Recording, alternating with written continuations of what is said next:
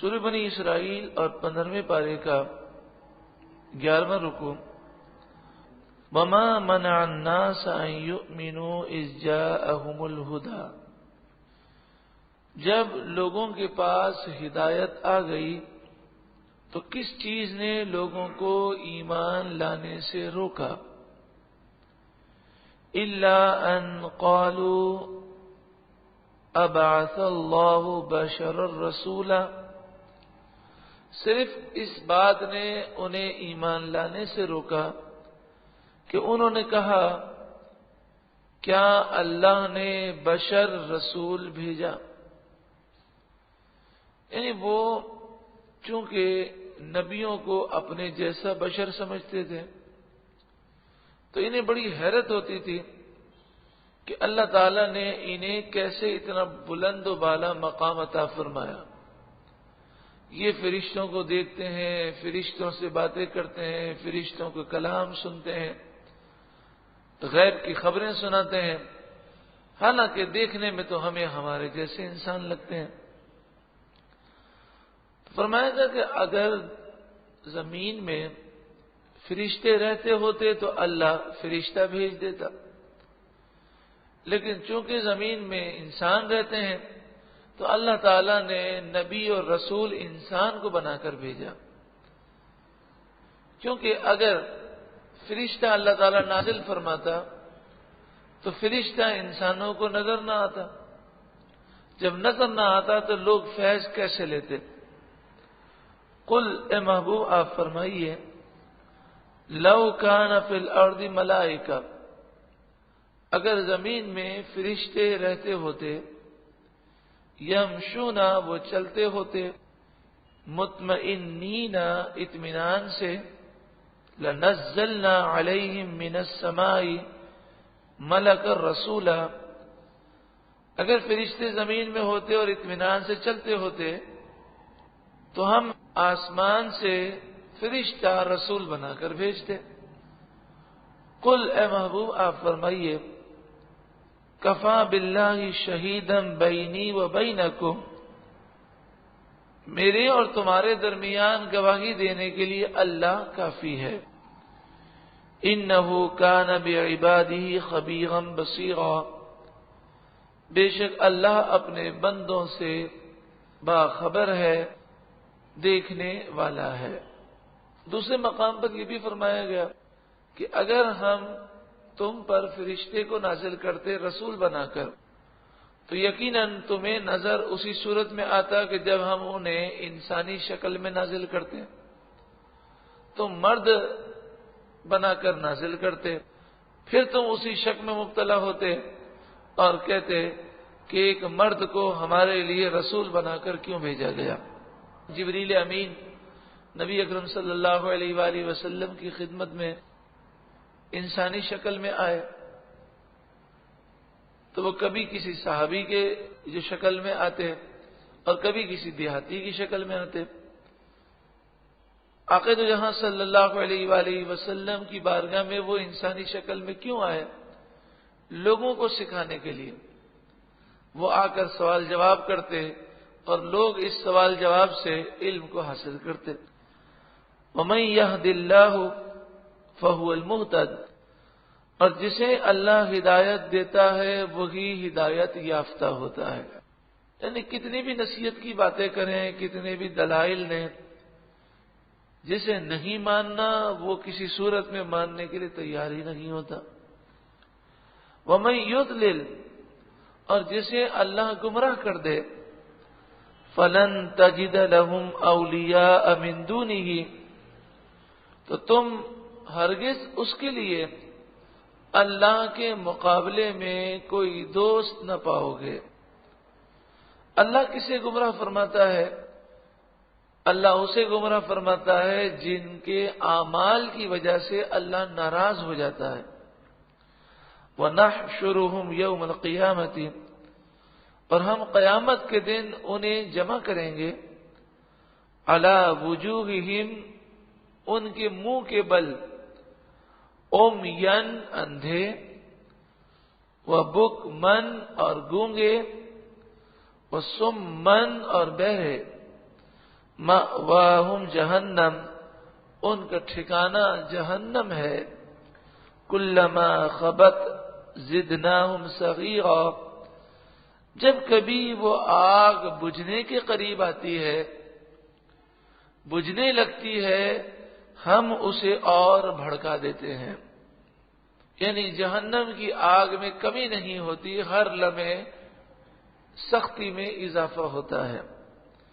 ذالک جزاؤہم بانہم کفروا بآیاتنا، یہ سزا ہے ان لوگوں کی اس لیے کہ انہوں نے ہماری آیتوں کا انکار کیا۔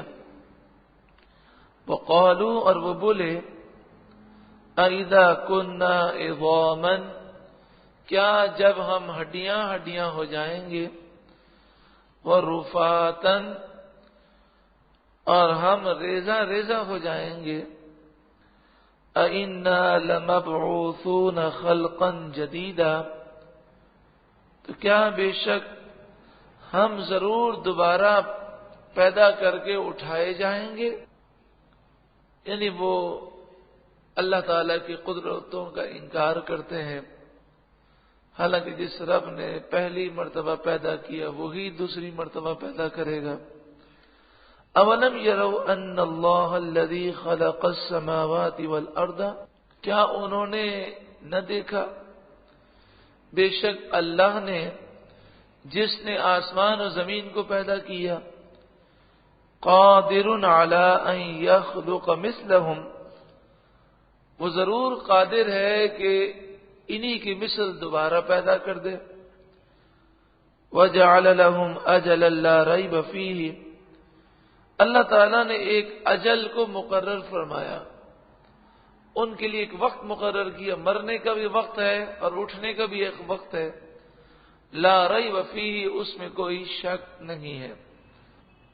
فَأَبَى الظَّالِمُونَ إِلَّا كُفُورًا، تو ظالم جو ہیں وہ ناشکری ہی کرتے ہیں۔ قُل لَّوْ أَنتُمْ، یہ جو آیت کریمہ ہے اصل میں کافروں کا اعتراض یہ تھا کہ نبی اکرم صلی اللہ علیہ وآلہ وسلم پر اللہ تعالی نے اتنا فضل اور اتنی رحمتیں کیوں نازل فرمائیں۔ آج بھی جن لوگوں نے نبی اکرم صلی اللہ علیہ وآلہ وسلم کی عظمت کو نہیں سمجھا، در حقیقت انہوں نے اللہ کی قدرت کا انکار کیا ہے۔ یہودی، عیسائی، ہندو اور اس کے علاوہ تمام وہ باطل ادیان کے لوگ کہ جو نبی اکرم صلی اللہ علیہ وآلہ وسلم کی شان کو نہیں سمجھتے، تو جب ہم حضور کی شان بتاتے ہیں تو وہ حیرت سے ہمیں دیکھتے بھی ہیں اور وہ اس طرح کی باتیں بھی کرتے ہیں کہ یہ کیسے ہو سکتا ہے اللہ تعالیٰ کسی انسان کو اتنا بلند و بالا مقام عطا فرمائے کہ جس کا پسینہ مبارک بھی خوشبودار ہو، جس کا خون مبارک بھی اتنا خوشبودار ہو اور اتنا خوش ذائقہ ہو کہ جس صحابی نے خون مبارک کو پیا وہ کہتے ہیں کہ اتنا شیریں اور اتنا خوشبودار مشروب میں نے کبھی نہیں دیکھا، اور رسول اللہ نے فرمایا کہ یہ تمہارے پیٹ میں گیا، اب جہنم کی آگ تم پر اثر نہیں کرے گی۔ تو یہ ساری باتیں صحابہ کرام نے تو اپنی آنکھوں سے دیکھی ہیں، لیکن ہم تو ان روایتوں کو بیان کرتے ہیں۔ یہاں یہ جواب دیا جا رہا ہے کہ اللہ کے خزانوں میں کوئی کمی نہیں ہے، وہ جسے جو چاہے مقام و مرتبہ عطا فرمائے۔ قل، اے محبوب آپ فرمائیے، لو انتم تملکون خزائن رحمت ربی، اگر تم میرے رب کی رحمت کے خزانوں کے مالک ہوتے، رب کے خزانوں میں کبھی کمی ہو ہی نہیں سکتی۔ نبی اکرم صلی اللہ علیہ وآلہ وسلم نے ارشاد فرمایا کہ اگر ایک سمندر میں چڑیا اپنی چونچ ڈالے تو اس چونچ پر جو پانی لگ جاتا ہے، بتاؤ سمندر میں سے کتنے پانی کی کمی ہوئی؟ کوئی کمی نظر آتی ہے؟ تو آپ نے یہ مثال دے کر سمجھایا کہ کہ اگر اللہ تعالی ہر ایک کو اس کی جو مراد ہے وہ عطا فرما دے، ساری مخلوق رب سے سوال کرے اور اللہ تعالیٰ سب کو ان کے سوال پر عطا فرما دے، پھر بھی رب کے خزانوں میں اتنی کمی بھی نہیں ہوتی۔ سمندر میں چڑیا چونچ اگر ڈال کر نکالتی ہے تو جو سمندر میں کمی ہوتی ہے اتنی کمی بھی رب کے خزانے میں نہیں ہوتی۔ لیکن انسان بڑا کنجوس ہے، تو فرمایا اگر رب کے خزانے اس کے پاس ہوتے تو اسے یہی فکر ہو جاتی کہ کہیں ختم نہ ہو جائے، لہذا وہ کسی کو نہ دیتا۔ حالانکہ رب کے خزانے تو ختم ہو ہی نہیں سکتے، اس میں تو کوئی کمی آ ہی نہیں سکتی۔ فرمایا اے محبوب آپ فرمائیے لو انتم تملکون خزائن رحمت ربی، اے لوگوں اگر تم میرے رب کی رحمت کے خزانوں کے مالک ہوتے، اذا لامسکتم خشیت الانفاق، تو تم خرچ ہونے کے خوف کی وجہ سے اسے سنبھال کے رکھتے، کنجوسی کرتے اور کسی کو رحمت دیتے ہی نہیں۔